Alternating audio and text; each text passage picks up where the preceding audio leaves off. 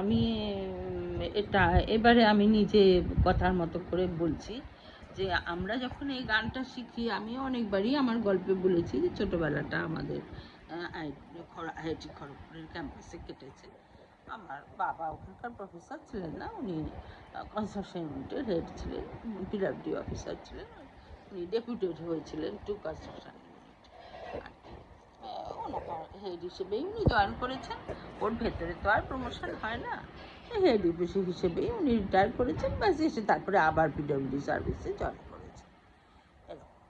তো কিন্তু আমাদের কোনো দিন যে আমরা আউটসাইডার এরকম করে তো আমাদের সঙ্গে কেউ কোনো দিন ব্যবহার করেনি, নিয়ে বরঞ্চ আমাদেরকে অতি আপন করে সুন্দর করে সকলে আমরা মানে পুরো আইআইটি ক্যাম্পাস, শুধু আমাদের বলে না, আমাদের ফ্যামিলি বলে না, পুরো আইআইটি ক্যাম্পাস মানে আমরা থাকতাম যেন একটা মানে one big family, one big মানে ভেরি বিগ জয়েন্ট ফ্যামিলি, এরকম করে আমরা থাকতাম। তো এবং কাকিমা, মাসিমা, জেঠিমা যারা যেনারা একটু বয়স্ক, যেনারা ন্যাচারালি বাবা শিখিয়ে দিতেন, ওনাদের জেঠিমাগুলো বলি, এরকম করে আইআইটি ক্যাম্পাসের ভেতরে সব। তখন এত আন্টি টান্টির চল ছিল না, তখন ওই কাকিমা, জেঠিমা এরকম করেই চলতো সব। কাকিমা যারা নতুন বিয়ে করে আসছেন, ওই ছোটো ছোটো বাচ্চা, জাস্ট একদম মানে জাস্ট মানে একদম কোলে ছোট্ট বাচ্চা নিয়ে যারা তখন জয়েন করছেন, কেউ জাস্ট বিয়ে করছেন, বা কেউ আগেই প্রফেসর মানে লেকচারার আর কি, তারপরে একটুখানি উন্নতি হলো, অ্যাসিস্ট্যান্ট প্রফেসর হলেন, তারপরে বিয়ে করলেন। তো মানে বাবার মারা যেরকম শিখিয়ে দিতেন, এই তো কাকু, এই যে কাকিমা এসছেন এখানে, কাকিমা বলবে। তো আর যারা মাঝামাঝি হচ্ছে, এটা একটা ফর্মুলার মতো ছিল, যারা মাঝামাঝি হচ্ছে তারা হয়ে গেলেন সব মাসি আর মেসো। হ্যাঁ, মোট আইআইটির ভেতরেই বেশ কিছু ভদ্রমহিলা ছিলেন, যেনারা মানে শান্তিনিকেতন থেকে কেউ গানে, কেউ নাচে, যারা একদম মানে ওই হিসেবে তারা গ্র্যাজুয়েশনটা তাদের হয়েছে, ইয়ে ছিল। আবার কেউ এটাই ছিল মানে আমাদের জানাচেনার মধ্যে, এবং আমাদের মানে যারা শেখাতেন আর কি, ওনারা শান্তিনিকেতন থেকেই মানে পাশ করেছেন। অতএব যেটা ওনারা শেখাচ্ছেন সেটা যে ওনাদের নিজেদের এবং সকলের একমত যখন হচ্ছে, তখন নিশ্চয়ই সেটা কারোর পার্সোনাল মতামত নয়, সেটা নিশ্চয়ই ওনারা সবাই একমত, সেই হিসেবেই ওনারা বলছেন। তা আমাদের যখন এই মহাবিশ্ব মহাকাশটা যখন ওনারা শিখিয়েছেন আর কি, একদম ছোট্টবেলায় তো এটা তো ঠিক মানে নাচের গান নয়, তো ছোট্টবেলায় তো কাদের কি শিখিয়েছেন কি ব্যাপার মনে নেই।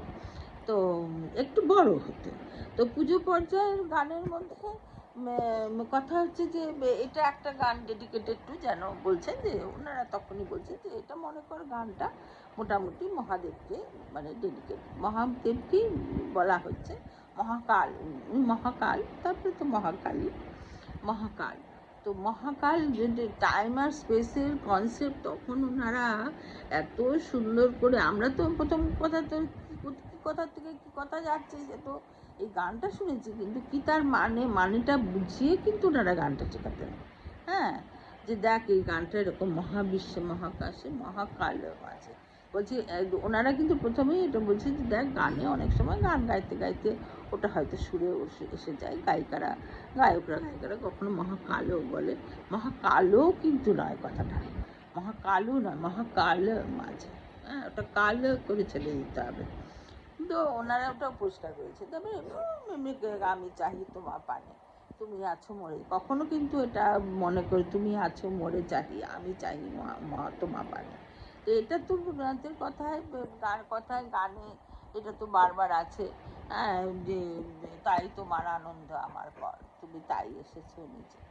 তো সেই আর কি, ওই যে নিচে আর নিজে এই কথা নিয়েও কিন্তু আমাদের মধ্যে আলোচনা হতো, সেটা অন্য কথা, সেটা এখন দরকার নেই। যারা রবীন্দ্র ভক্ত তারা এই জিনিসটা নিয়ে থেকে থেকে আলোচনা করতে ভালোবাসে, সেটা অন্য কথা। তো যাই হোক, দেখ ঈশ্বর কিন্তু আমাদের আমাদের দিকে উনি তাকিয়ে আছেন, উনি কিন্তু উদাস নন, আমরা ওনার সন্তান, উনি কিন্তু আমাদের দেখছেন, আমরাও তার দিকে তার কৃপার জন্যে, তার করুণার জন্য তাকিয়ে আছি, উনিও আমাদের সন্তান বলে উনি আমাদের দিকে তাকিয়ে আছেন, এরকম করে বুঝিয়ে শেখাতেন। বলে স্তব্ধ সর্বকলা হলো মানে সবাই স্পিক টু নট, এরকম নয়, কোলাহলটা বলছে, কোলাহলটা কখন হচ্ছে, একটা আনন্দের কোলাহল হয়, আর একটা হয় যে মানে ডিস্টারবেন্স জানো।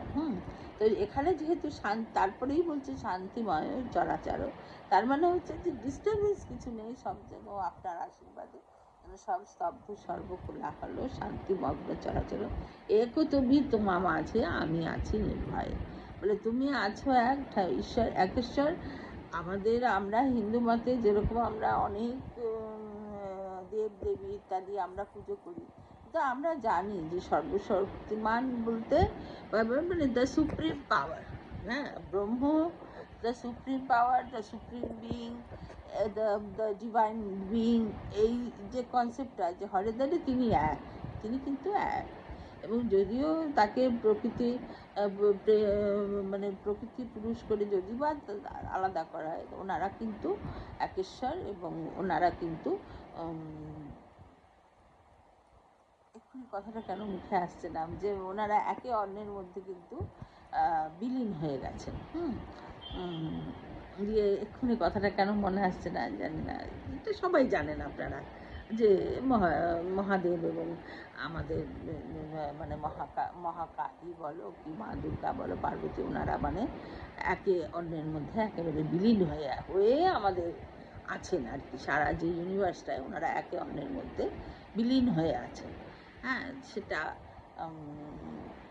এখানেই হচ্ছে গিয়ে যে ফার্স্ট কনসেপ্ট অফ প্রেম, যে প্রেম মানে শুধু আমাদের যে শুধু তোমাকে কত ভালোবাসি, তোমাকে ভালোবাসি 14 বার করে বলা আর দেখা, একে অন্যের মধ্যে বিলীন হয়ে থাকলে কিন্তু বারবার উচ্চারণ করে, নিশ্চয়ই 1-2 বার আমাদের সাধারণ মানুষদের 1-2 বার শুনতে নিশ্চয়ই ইচ্ছা করে যে তোমাকে কত ভালোবাসি, কি স্বামী স্ত্রীকে, কি সন্তানদের, সোনা আমার মানা আমার করে তাদের একটু ভালোবাসাটা প্রকাশ করতে লাগে। তো ভালোবাসাটা আবার এমন পর্যায়েও হতে হবে, প্রত্যেকটি ব্যবহারে, কথায়, ব্যবহারে, আচরণে, টেকিং কেয়ারে এমন হতে হবে যে সব সময় একেবারে প্রতি পদক্ষেপে বলার প্রয়োজন নেই, সে বুঝে যাবে। যেমন যেমন সে ম্যাচিওর হবে, কি সন্তান, কি সন্ততি, মানে তারপরে নাতি নাতনি যারা, তাদের প্রতি ভালোবাসাটা এমনভাবে হবে যে মানে তাদের করে আলাদা করে আমি তোমাকে কত ভালোবাসি একটু তো নিশ্চয়ই প্রকাশ করা দরকার, কিন্তু একেবারে প্রতি পদক্ষেপের কিন্তু এটা প্রয়োজন হয় না। ভালোবাসার যদি সেরকম গভীরত্ব থাকে, সেরকম একাত্মবোধ থাকে, তো যাই হোক সেটাই আর কি ওনারা আইআইটির মাস্টারমারা বলো, কাকিমারা বলো, ওনারা এই সুন্দর করে আমাদেরকে বুঝিয়ে তারপরে ওনারা গানটা আর কি গাওয়ালেন। আমি কতদূর গাইতে পারবো, বয়স হয়ে গেছে, দেখতেই পাচ্ছেন বয়স হয়ে গেছে, বেশি গিয়ে আপনাদেরকে বোর করবো না, শুধু এই জায়গাটা কেমন করে ওনারা শিখিয়েছিলেন আর কি গাইতে, সেইটা আমি একটুখানি গাইছি। একটু জল খেয়ে নিচ্ছি, অল্প একটু একদম জল খেয়ে নিচ্ছি, দিয়ে একটুখানি গাইছি, পুরোটা গাইবো না, মিছিমিছি সেরকম ভালো তো গায়িকা নই আমি এখন, না তোমরা একচুয়ালি মন্দ গাইতাম না এখন না। যাই হোক, মানে মহাবিশ্বে মহাকাশে মহাকাল মাঝেটা কীরকম শুনতে লাগবে, মানুষ বলতে পারে মহাকাল মাঝে এটা কীরকম শুনতে লাগবে, কিচ্ছু অন্যরকম কিছু শুনতে লাগে না, ঠিক শুনতেই লাগে। মহাবিশ্ব মহাকাশ মহাকাল মাঝে আমি মানব একাকী ভ্রমে বিষয়ে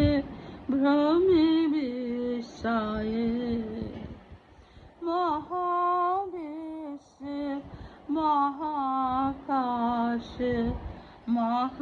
মহাকাল মাঝে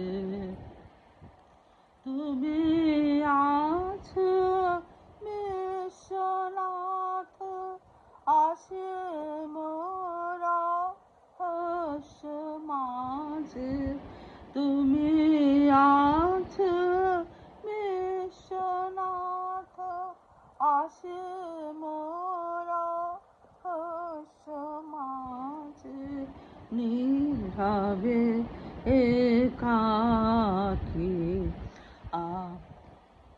গলাটা কাঁপছে। হ্যাঁ, আজ এই পর্যন্ত থাক। আমার মনের কথাটা নিশ্চয়ই আপনারা বুঝতে পেরেছেন।